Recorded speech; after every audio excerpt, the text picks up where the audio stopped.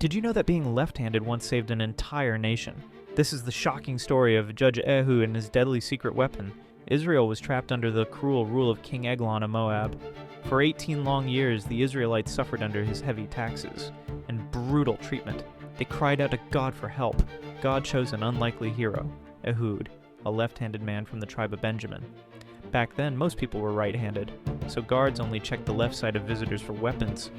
Ehud made a special double-edged sword and strapped it to his right thigh, hidden under his clothes. He told King Eglon he had a secret message from God. When they were alone, Ehud grabbed his hidden sword with his left hand and struck the king down instantly. The king was so fat that the sword disappeared completely into his body.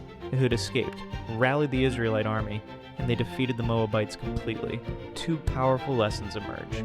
First, what others see as your weakness can become your greatest strength. Second, patience and perfect timing can overcome even the strongest enemies.